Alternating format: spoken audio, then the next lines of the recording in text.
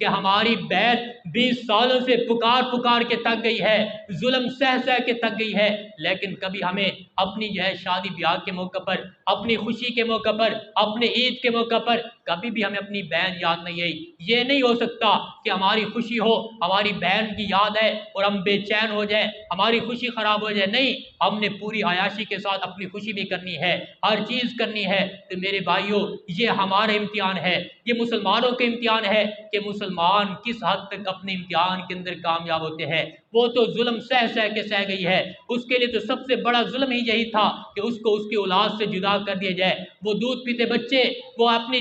اب بڑے ہو گئے 20 سالوں سے، جس ماں نے اپنے بچوں کو نہیں دیکھا تو اس پر کیا گزری ہوگی۔ ماں کے لیے سب سے بڑی تکلیف یہی ہوتی ہے کہ اس کو اپنے بیٹوں سے، اپنی اولاد سے جدا کر دیا جائے۔ تو وہ ماں جس نے 20 سالوں سے اپنے بچوں کو نہیں دیکھا، یہ سب سے بڑی تکلیف تھی، سب سے بڑا ظلم تھا۔ لیکن اس سے بڑا ظلم کیا اس پر نہیں کیا گیا؟ ٹارچر اس کو کیا گیا، سینے کے اندر گولیاں اس کو ماری گئی، اس کے عزت کو اس کی تتار کیا گیا، اس کو مار مار کے لہولہان کر کے اس کے دانت توڑے گئے۔ کیا ظلم اس پر نہیں ہوا؟ تو کیا ہم ہے کہ ہمارے اندر کیا غیرت جاگی ہے، ہمارے اندر کیا فکر ہوئی ہے کہ کبھی ہم اپنی بہن کے لیے آواز تو اٹھا دیتے، کبھی دعا تو کر لیتے، کبھی ہمیں فکر تو ہوتی، کبھی ہمیں پریشان تو ہو جاتے۔ تو یہ ہم سے بھی سوال ہوگا کل قیامت کے دن، اس کا گریبان اس کا ہاتھ ہوگا، ہمارا گریبان ہوگا کہ تم اپنی عیاشیوں کے اندر مصروف تھے، اپنے بچوں کو تم کبھی جب گردن کے اندر اپنے بچوں کو باہوں کے اندر چھپاتے تھے تو کبھی یاد نہیں آتی تھی کہ ایک ماں 20 سالوں سے اپنے بچوں سے جدا ہے، اپنے بچوں کو پیار کرتے ہوئے، اپنے گھر والوں کے ساتھ خوشی سے باتیں کرتے ہوئے کبھی یہ بھی سوچا تھا کہ ایک ماں، ایک بہن، ایک بیٹی 20 سالوں سے اپنے گھر سے جدا ہے، اپنی بہن سے جدا ہے، اپنی ماں سے جدا ہے، اپنے بچوں سے جدا ہے، تو کبھی سوچے ہے؟ اس لیے ہم سے سوال ہے، ہمیں کوشش کرنی چاہیے، اب جاگ جانا چاہیے، خدا کے لیے اب جاگ جائے، جتنا ہو سکے ہم اپنی بہن کے لیے آواز اٹھائیں، چاہے سوشل میڈیا پر آواز اٹھائیں، جہاں پر کوئی بلائے اس آواز پر لبیک کہتے ہوئے، جس طرح آج ہماری بیٹی ہوتی تو ہم یہ نہ دیکھتے کہ ہمارا کاروبار ہے، ہم فوراً اپنی بیٹی، یہی دیکھا جاتا ہے گھر کے اندر جب پولیس آتی ہے تو جب اطلاع ملتی ہے آدمی کو یہ خیال نہیں ہوتا کہ میں نے دکان بند کرنی ہے، دکان چھوڑ کے چلا جاتا ہے، میں نے اپنے عزیز کو بچانا ہے۔ تو میرے دوستو، اگر یہاں پر ہمیں نکلنے کا حکم دے تو پھر ہم دکان نہ دیکھیں،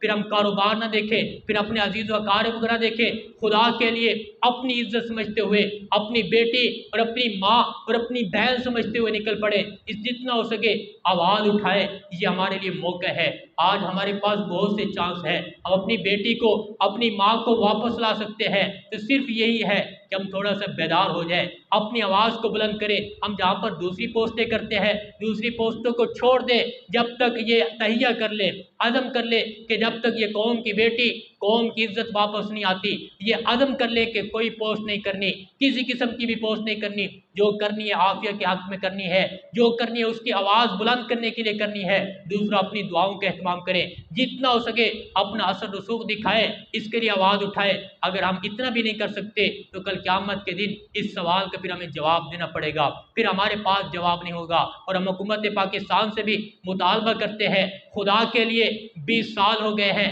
وہ آپ کو پکار رہی ہے کہ مجھے اس جہنم سے نکالو، خدا کے لیے اب ہوش کے ناخن لو۔ آپ کے پاس کتنے موقع آئے، آپ کے پاس کتنے چانس آئے کہ آپ اپنی عزت کو واپس لا سکتے تھے۔ وہ کوئی دہشت گرد نہیں ہے، اس نے کوئی اسلحہ نہیں اٹھایا، اس نے کوئی مقابلہ نہیں کیا، بے قصور بے گناہ اس کو اب سے بے جا کے اندر 20 سالوں سے رکھا گیا ہے۔ تو خدا کے لیے کوئی ہوش کے ناخن لے، اس کو واپس لائے، اس کو واپس لانے کے اندر اپنا کردار ادا کرے۔ آج کتنے موقع ہیں کہ واپس لا سکتی ہے۔ آج امریکہ کی ایک جب شہریت والی شہری لڑکی خدیجہ شاہ جب گرفتار ہوئی 9 مئی کے واقعے کے اندر جب وہ گرفتار ہوتی ہے، امریکہ کا فوراً بیان آ جاتا ہے کہ اس کو رہا کیا جائے، ہم مذاکرات کر رہے ہیں، اس کی رہائی کی کوششیں کر رہے ہیں۔ تو یہ ہماری حکومت پر بھی دبہ ہے کہ کبھی ہماری حکومت نے 20 سالوں کے اندر اس کے لیے مذاکرات نہیں کیے، اور امریکہ 2 دن کے بعد اپنی لڑکی کے لیے آواز بلند کر رہا ہے۔ تو آج ہمیں موقع ہے، حکومت پاکستان سے ہم مطالبہ کرتے ہیں، یہ یاد دلاتے ہیں